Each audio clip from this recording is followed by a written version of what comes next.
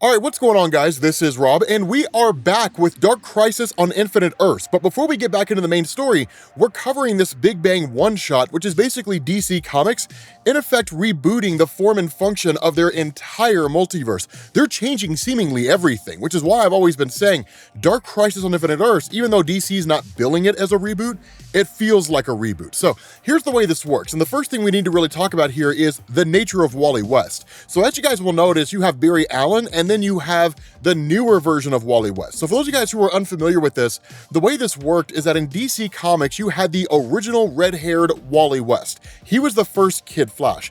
When Barry Allen died during the events of Crisis on Infinite Earths, which we'll talk about here in a second, that version of Wally, the old school version, became the new main Flash. And he operated that way until the events of Final Crisis. Now, as we've talked about with Crisis events, Crisis on Infinite Earths destroyed the multiverse. Infinite Crisis brought it back, and then Final Crisis made the heroes aware of the multiverse's return. And so when Barry Allen came back, that what you had was Barry Allen and the original Wally West who were running around as kind of the 1-2 punch of the Flash family. When DC rebooted in 2011 with the New 52, they got rid of the original Wally West, and they replaced him with the version that you see here. Now, as you would expect, when it comes to the removal of a character and their replacement with a newer character, some people loved it, some people hated it. The important thing here, though, is that because New 52 in general was not overly well received, that what DC did is they launched Rebirth in 2015 and 2016, and that basically led to the return of the original Wally West. So as it stands now, you've got two Wallys running around. Now, to be honest with you guys, I think a time will come when they will kill off this younger version of Wally, and they'll basically replace him with the original Wally, since that really seems to be the one that fans love the most, but we'll see what happens, right? I have no idea if that's actually going to take place. The important thing here is that the younger Wally is inexperienced with the multiverse. He doesn't know how it works, and so he asked Barry Allen to basically explain it to him. Now, here's the funny thing.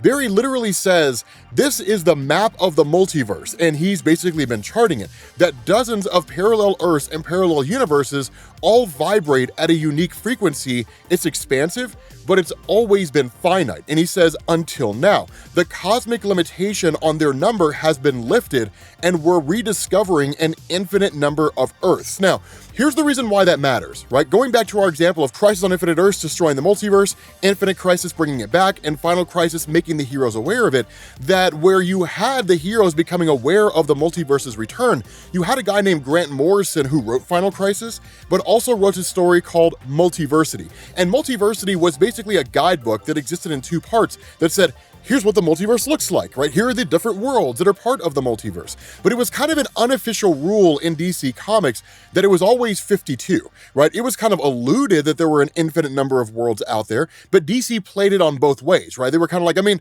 there might be an infinite number of universes. We don't really know, but like, here's 52. What DC's doing here is they're saying there is an infinite number of universes out there. There seemingly never was before, right? The way it worked before is there were only ever 52 worlds in the multiverse, and that was it. Now there's an infinite number of them. How long it will stay that way is anybody's guess. But the person that Barry Allen is hunting for is basically the Anti-Monitor. And this is where he explains that bit to the newer Wally in saying that during the events of Crisis on Infinite Earths, when the Anti-Monitor was initially unleashed on the multiverse, that the Anti-Monitor used Barry Allen as a kind of battery in order to power a device that would allow him to wipe out what was left of the multiverse, which is to say, the world the Anti-Monitor hadn't destroyed, in one fell swoop. And what that would do is it would wipe out everything in existence, and the Anti-Monitor could recreate the multiverse as an antimatter multiverse, and he himself would be the god of it, right? He would rule everything.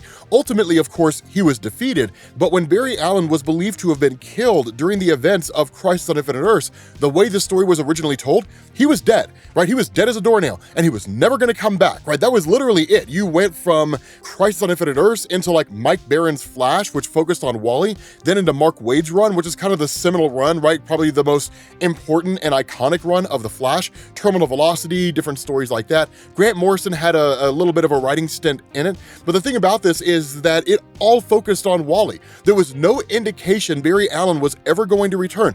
The only real indication that we got of Barry Allen returning was this idea that he appeared to Wally basically from the past, traveling to the future to that present and saying like, I'm gonna help you a few times, but then I'm gonna go back to my time. And like, that's gonna be it. That's all we really got in terms of Barry Allen potentially returning. When he reappeared in Final Crisis, that blew everybody away. And so what DC did is they came back and they said, okay, so Barry Allen was never killed during the events of Crisis on Infinite Earths. You think he was because we basically told you he was, but he wasn't. Like instead, he was just trapped in the Speed Force and he's been there ever since. And so he ultimately escaped the Speed Force and then he returned as Barry Allen. And so that's kind of the funny thing here about how DC works this stuff. But the reality is, in an effort to find the Anti-Monitor, what Barry Allen and what Wally do is they travel the multiverse. Of course, they pick up with Earth 23, they pick up with Earth 118, which is the home to the Dark Knights of Steel, which by the way, I know a lot of you guys have been asking, when are we gonna finish the Dark Knights of Steel? Here's the problem. DC releases one issue in April and the next issue doesn't come out until November.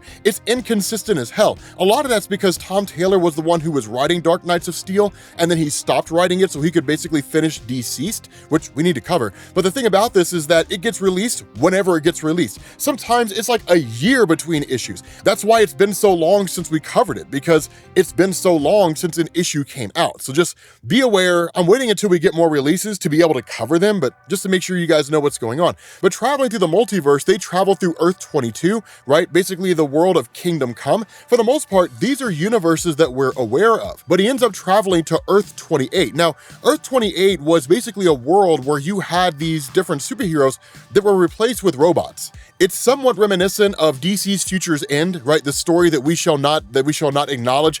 Everybody hates that story because it was a terrible story. It is not the Future's End universe, but it kind of feels similar to it. It's almost like DC meets Transformers is really what it is. But the thing about this is the Anti-Monitor is basically laying waste to everybody. Now, Wally, not really understanding what he's messing with, gets too close to the Anti-Monitor and is seized by the Anti-Monitor. Now, one of the first things Barry told Wally when Wally asked him, can you defeat the Anti-Monitor? The response of Barry was, hell no. Like, there's no way I could beat this guy on my own. Not a chance, but we'll have to find some kind of backup in order to make that happen. He says, in his true form, the Anti-Monitor can never really be defeated, right? He's composed of antimatter energy. And so he's kind of a yin to the positive matter universe's yang. He has to exist. The best we can do is send him back to his antimatter universe, but that's really it, right? He can never really truly be destroyed. And so because Wally's captured, Barry Allen does something that honestly, I'm not entirely sure I'm a fan of, right? He literally just starts traveling around the world as fast as he possibly can. And what he says is the faster a body moves, the more its mass increases. Now, those of you guys who are familiar with The Flash, you know exactly what's coming here, and it is a cool moment. Don't get me wrong. It's a cool moment, but I don't know how I feel about Barry doing it, right? Like Barry's just traveling around as fast as humanly possible. He builds up his mass to a near infinite level and then takes all that mass in the form of a punch and punches the Anti-Monitor through the multiverse by using the infinite mass punch. Now, here's the thing. The reason why I'm not sure about how I feel with Barry Allen doing it is because that's Wally West's thing, right? Like Wally West had the infinite mass punch. That was his move, right? It was his thing. You know, like it was just, you can't take that away from him, man. It's like one of the things that made him unique. Granted, Barry Allen's done it before, and technically within the comics, Wally's the one that taught Barry how to do it. But the reality here is like, that should be Wally's thing. It makes him unique, right? It's one of the things that makes him just a character that's different from all the other Flashes. So I'm kind of curious what your all's thoughts are, right? Like, do you guys like the idea of Barry using the infinite mass punch, or do you think that should stay Wally's thing? But the thing about this is that with the Anti-Monitor being punched through the universe, again, it's kind of a view of some of the different universes that exist out there. Earth 3, for example, which is one of the more popular universes, and in fact, DC has recently done a series of stories that expand the Earth 3 universe. Thank God, it only took them like 60 years to do. But the thing about this is that, again, as you have the Anti-Monitor just kind of crashing through these realities, Barry keeps delivering the infinite mass punch over and over and over again. And in fact, two universes that they end up passing through are Earth 66 and Earth 789. Now, the funny thing about this is that as far as I'm aware, I don't think we've seen Earth 789, and I think that's a new introduction to the multiverse. I'm not going to swear to it. My knowledge on DC's multiverse isn't anywhere near as expansive as it is about Marvel's multiverse. Earth 66, that exists in a line of comics that DC's been releasing for quite some time, called Batman 66. That's basically the Adam West universe, right? The Adam West Batman universe, right? So like Cesar Romero's Joker and that kind of thing. It's cool, right? It was fun. But Earth 789 looks like it's basically the home of Batman 89, right? Like the original Batman story that had like Jack Nicholson's Joker and like Michael Keaton's Batman.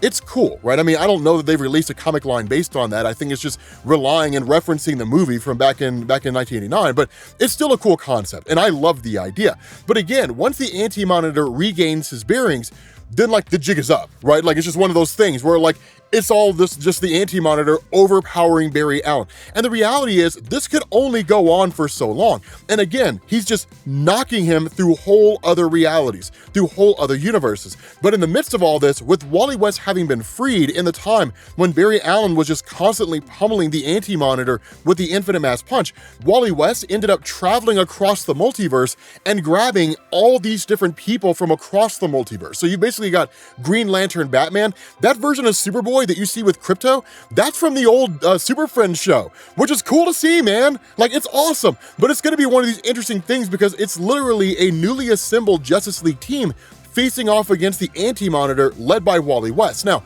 despite the fact that this is a very capable team, and even Barry says that because the nature of superheroes seem to be intrinsic to the multiverse, these guys immediately know how to fight as a team. Now, a lot of this also seems to be due to the fact that they come from different worlds where they have their own different version of the Justice League, and while these different characters all look different to the other person's eyes, at the end of the day, Wonder Woman is still Wonder Woman. She's just a different version of her character, which might have like a different attitude or something along those lines, but it's like, you're basically the person I spend all my time fighting with, you just look different. And so they're able to work in unison because they're just a team. But despite how capable they are, and despite how they're able to unify, at the end of the day, it doesn't make any difference. They're all seemingly overpowered by the Anti-Monitor. And the truth about this, and Barry Allen nails it when he says, the Anti-Monitor is a level of power that none of them have ever faced off against. Now, this is where things get a little murky with the nature of the Anti-Monitor. We're leaving out everything with Perpetua, right? We're ignoring all of that stuff, largely because DC seems to be doing the same thing.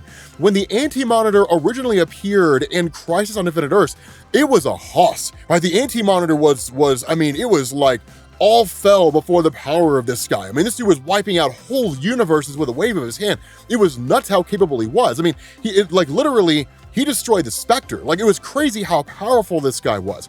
But the thing about this is that in future appearances, when you go into like Jeff Johns' Sinestro Corps War as part of the Green Lantern and so on and so forth, the Anti-Monitor returning, he seemed to have been reduced in power. As great of a story as Sinestro Corps was, it didn't seem to be an accurate depiction of the Anti-Monitor regarding his power. Because the reality is the Anti-Monitor doesn't need a yellow lantern ring. He doesn't need to channel like the emotional entity of fear. He doesn't need parallax, right? Like, he's just way beyond that level of power. So it's just one of those interesting things that DC's done with his characters in terms of like how they've shifted him and so on and so forth. What DC's doing here is they're showing the Anti-Monitor with really his original level of power, where it takes a unified version of superheroes to really just hold him off as best they can. They can't even defeat the guy, but in an effort to defeat him, what they end up doing is using the kind of magical variations of themselves.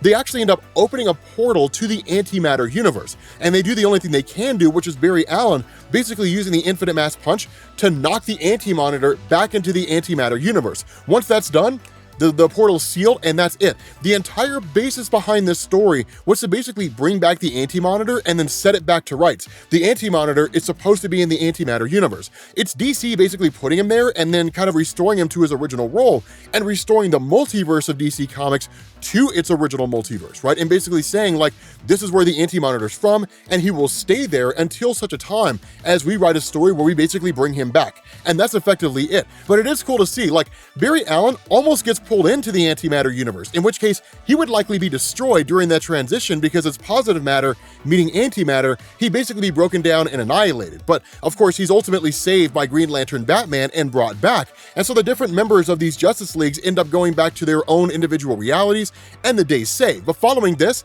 goes directly into the events of like the Dark Crisis on Infinite Earth story. But this story I think is going to be exceedingly important because it establishes DC's original multiverse is back. And what they're doing is they're basically combining the original multiverse with the multiverse as it exists now, taking the elements they like and keeping them, getting rid of the elements that they don't like, and that's it, right? It's kind of like a DC Rebirth 2.0, if we want to call it that. But with that being said, guys, we're going to bring this video to an end. Thank you all for watching, and I will catch you all later.